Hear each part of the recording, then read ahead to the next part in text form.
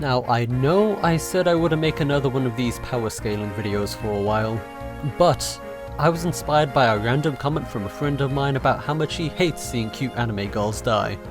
And since I don't think you guys want me to make a video on why Love Love is peak fiction just yet, I think I'll have to settle with trying to find out how many Amelias it takes to take down BASE Seth. Amelia is arguably the worst unit in one of the easiest Fire Emblem games. Fire Emblem, the Sacred Stones. A strategy game so easy that it has infinite EXP built into it. You see, she's one of 3 trainee units in this game, and these trainees essentially exist to mimic Gaiden's villagers, since Sacred Stones is essentially Gaiden's spiritual successor. These guys start off weak and puny, but can eventually reach the same level as the rest of your army with enough favoritism. So in other words, they're kinda bad. But this isn't a video about Amelia's viability. It's about how many Amelias at base will it take down one of the strongest units of all of Fire Emblem, who just so happens to also hail from the same game as her, Seth. Seth is literally so strong that people use his viability as a criticism of Sacred Stones. He's pre-promoted, mounted, and joins in the literal prologue of the game. Seth is Sigurd levels of strong, but unlike Sigurd, he doesn't fall off halfway through the game. In fact, Seth just doesn't fall off at all. So let's see how well the teenage conscript who probably shouldn't even be allowed in the war will fare against the man who can pretty much single-handedly end it. Since both characters are from the same game unlike the previous videos, we have a pretty easy time just chilling and inserting units and weapons one-to-one with how they are in Sacred Stones. A very nice change of pace compared to what I'm used to. Now with Amelia's bases, she is undoubtedly cooked when it comes to a 1v1. She just gets one-tapped, no questions asked. She can't double, she can't do damage, and she can't even run for her life with a whopping 4 move at base, compared to Seth's 8. This isn't even a fight, Amelia's just dead-ass a victim. At 2 Amelias, it doesn't get much better, because guess what? All her downsides are still there, but now, there's just 2 of them. It's a negative diff. Seth doesn't even break a sweat. At 5 Amelias, we spice things up. You see, remember how I said we're using base Amelia? Well, that may seem unfair at a glance, until you realise that Amelia actually comes with a speed ring at base. And with the fact that there's 5 of them here, means we can easily cap out Amelia's speed with little effort. All we have to do is get all the Amelias to transfer their speed rings onto one, who will then proceed to use them all to become a speed demon and blitz Seth. Is what I would say if Seth wasn't a full-on predator. He doesn't even give the Amelias time to think before he straight up just one-shots our entire army. Yeah, we don't even manage to get the speed rings ready. It's not close. At all.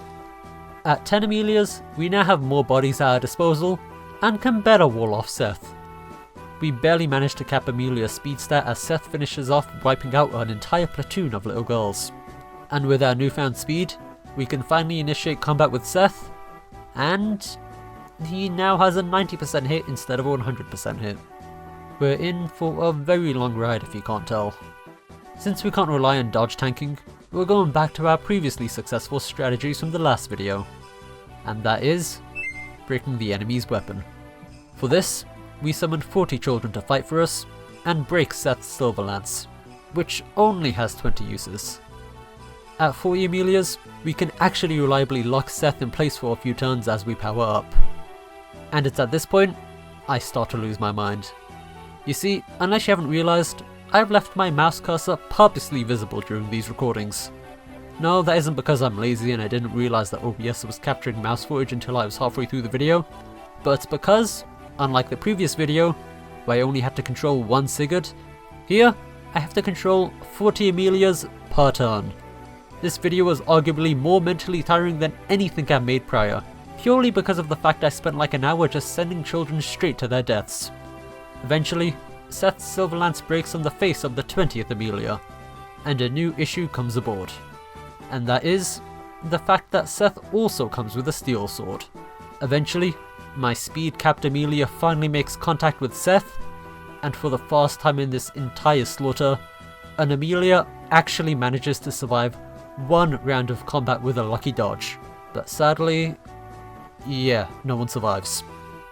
When you do 0 damage and get 1 tapped, we can't really achieve much even if we had 40 of you. And so since we are unable to achieve anything in life, we give up on trying to fight fairly, and we instead decide on a new strategy. Self-inflicted genocide. Seth's silver lance has 20 uses, and his steel sword has 30. And so, if each Amelia dies in 1 hit, it'll take exactly 50 Amelias to drain Seth's weapon down to 0.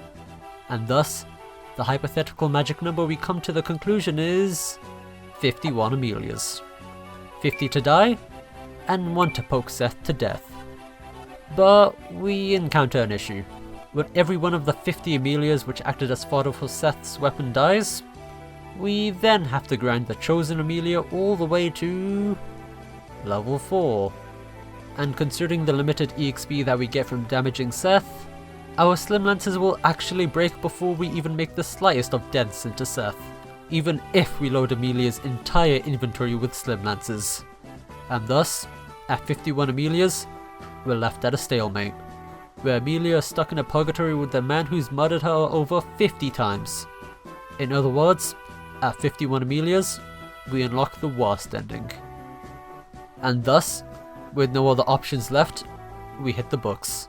If 100 rounds of combat equals to 1 level up, and 1 round of combat equals 1 Slim Lance use, we'll need a minimum of 4 Slim Lances for 1 singular level up. And let's not forget that we need 4 level ups total. On top of the Slim Lances we need to actually drop Seth's HP down to 0, plus the 3 vulneries he has in his inventory. So, in total, we'll need about 460 weapon uses. And assuming my math is correct, which it probably isn't, we only have 2 more steps left. And so, we do some basic division. But it must be boring for you guys to listen to me spout numbers. So instead, I'll let you guys figure this one out for yourselves. Since the Slim Lance has 30 durability, and we need 460 uses, how many Slim Lances will we need total? If your answer was 15.3 recurring, you're an idiot. Slim Lances don't come in decimals, you fool. We need 16 Slim Lances, and since each Amelia equals 5 Slim Lances, we'll need 4 Amelias. God, I hope these numbers are right, or this is gonna be really embarrassing. But yeah, our real magic number is 54 Amelias. Looking back at it, we didn't really need to kill all those children for the earlier numbers. I could have just analysed Seth's inventory and stats straight away and put 1 and 2 together. But it's whatever. I needed content, and the punchline this time around was infanticide. But with that aside, see what I did there? Let's get straight into the simulation, shall we? Since we have a game plan this time around, we waste no time prepping for our endgame. We begin trading Slim Lances towards our chosen Amelias, and once we have all 4 with their inventories full of nothing but lances, we once again command Israel reference and murder exactly 50 children. It's worth noting that we don't bother doping Amelia with speed wings this time around, since if she doubles, we just run out of Slim Lances prematurely. After Seth finishes draining up his weapon uses, we can finally start getting down to action. With our convoy safely procured, we begin the most thrilling of Fire Emblem content on YouTube, as we attack Seth for 0 damage for a very long time. And finally, after many blood were shed, we can start doing damage.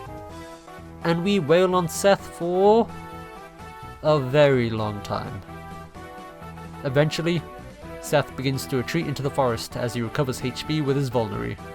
And then, he runs into a tree which dramatically boosts his avoid.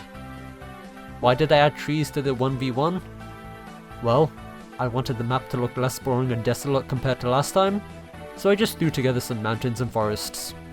Hell, I didn't even give the trees the same terrain bonus they had in Sacred Stones, since they were purely decorational.